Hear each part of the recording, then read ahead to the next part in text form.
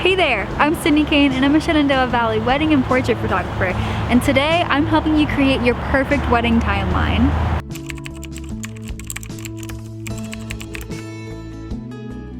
One of the hardest parts of wedding planning is creating your wedding day timeline. It entirely depends on your venue, on what you want to do throughout the day, what the weather is like, and it's completely unique to each wedding. I try to help my couples create the perfect wedding timeline for them. Today, I'm giving you my best tips for how to create a wedding day timeline that is perfect for you and your day. Before we get to any planning, you and your partner need to sit down and talk about what you want to happen at your wedding. What do you want to do throughout the day? It's entirely up to you for how you want to make your day special and unique to you. Do you want to do a first look with your partner, a first look with one of your parents, a first look with your bridal party? What do you guys want to do? First looks are awesome, but they need to be put into the timeline.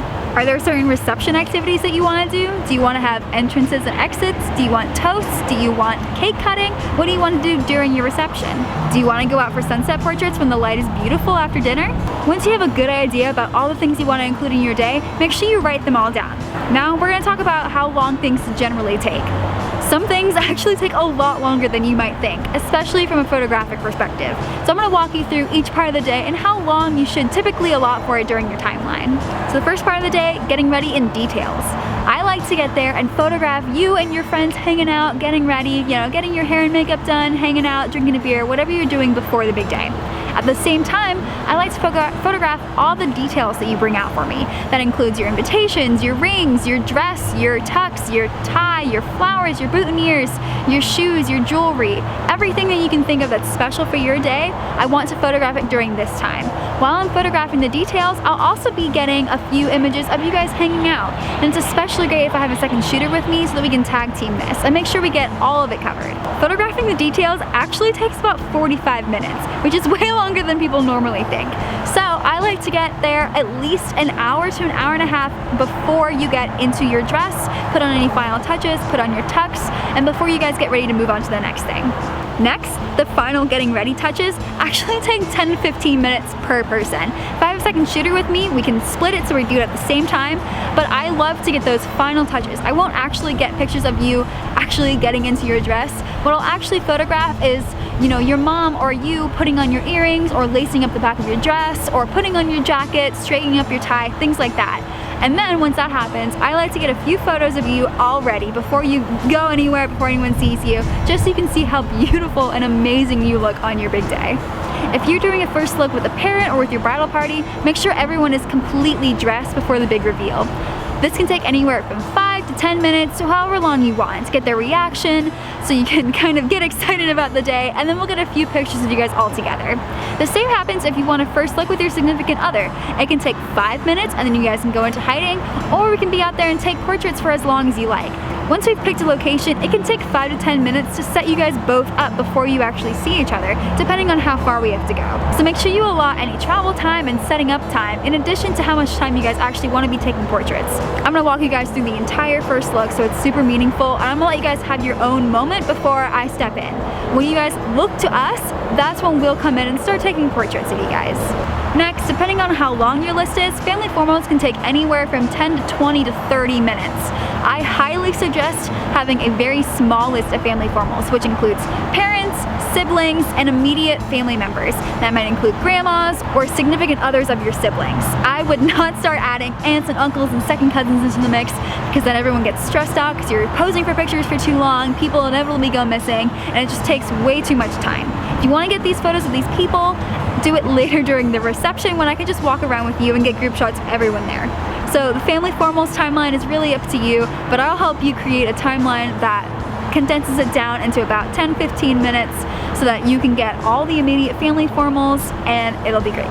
For bridal party portraits, this can take anywhere from 5 to 15 minutes. I like to get group shots of all the girls together, all the guys together, and then everyone together, and get some fun shots in between. Also, if we have time, I would love to get an individual photo of you with each person in your bridal party. The ceremony time is entirely up to you. Most ceremonies are somewhere between 20 and 30 minutes, but some can take up to an hour, depending on what you want to include. I highly suggest adding a bit of buffer time to either end of the ceremony, just in case you want to hug everyone afterwards and you want to get ready for the next thing. This is the most important part of the day. You want to make sure that you are calm and collected and excited for this part. after the ceremony, family formals, and bridal party portraits, you can have newlywed portraits for as long as you like. If you think that we're gonna go out for sunset portraits later, I still suggest allotting a little bit of time for right after the ceremony so we can get some newlywed photos. If not, we usually take portraits until the end of cocktail hour. So this can be anywhere from 15 to 20 all the way up to 45 minutes. Really depends on how many photos you want to take. If you want to travel somewhere to get photos, if you want to go on a golf cart ride and a car ride, make sure you just factor in any of the kinds of photos you want. And then add a little bit of time for travel. And lastly, the reception is entirely up to you. How long do you want people to be eating for before you start dancing? Do you want to do entrances? Do you want to do toasts, cake cutting? What do you want to do? This is normally when I just kind of sit back and I just photograph everything that's happening. I'm not normally saying, hey, it's time to do this, because I want you to enjoy your reception. I want you to eat your dinner, enjoy being newlyweds, and have that first feast together. I want you guys to dance to your heart's content.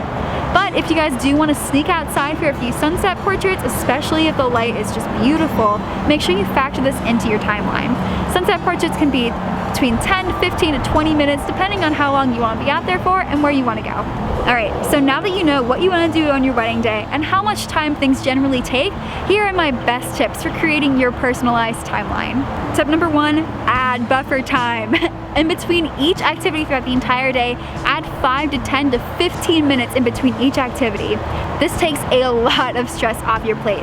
Not only will you have time to travel, eat, rest, talk to people, get some water in you, but you'll be thanking yourself in case we're running a little behind. Number 2, keep in time the sunset time. If you're having a winter wedding, your sunset is going to be way earlier than a summer wedding. We can't take a lot of portraits outside if it's dark outside, so make sure that you're taking any of the nice portraits that you want before the sun goes down. Number 3, keep in mind travel times. This includes any time in the car, traveling from one location to the next. It includes golf cart rides to go out for sunset portraits. It includes walking time from the ceremony space to wherever you want to go next. Make sure you add buffer time for traveling. Number 4, get a planner. This is literally a huge part of their job. They will help you create the perfect timeline for you, and they will make sure that all your vendors are on the same page and that everyone has enough time throughout the day to do their job, and also make sure that you are having a great time. Number 5, get a day of coordinator. If you are not hiring a planner, I highly suggest getting a day of coordinator. They will be there with you all day, and they are literally so worth the money. They help make sure the timeline is going, they help do any little tasks that need to be done so you're not the one running around and setting up tables and everything else. They make sure all the vendors are coming, they do all the communication of the day. Get a day of coordinator if you're not hiring a planner. I highly suggest hiring a professional and not getting one of your friends or family members to do it, because you want them to be part of the day. And also, having a professional on your team is just always the way to go on one of the most important days of your life. Trust me, it is so worth it. Hire the professional. And lastly, ask for help. That is what we're here for. I am happy to create a personalized timeline for any of my couples.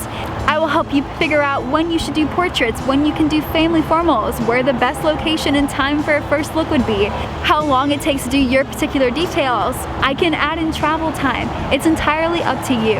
But seriously, ask your vendors for help, ask your planner for help, your photographer for help, your venue for help.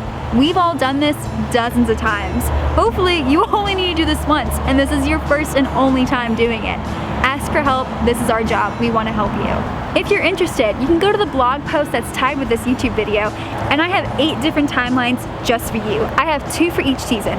One has a first look, one does not. Some have sunset portraits, some don't. Some have family formals and bridal parties before the ceremony, some of them afterwards.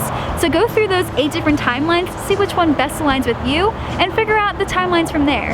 Okay, I hope you feel a little bit better about creating your wedding timeline. Let me know if any of these tips really helped, and if you have any questions. If you'd like to see any of the other tips I have, be sure to check out my channel and subscribe for all the new videos coming out. Also, be sure to check out the blog post that goes along with it so you can see all those sample timelines as well as all the other education I have for you to help plan your wedding. So thank you so much for watching this video. Don't forget to like it and comment down below if you have any questions or if you have any tips that really helped.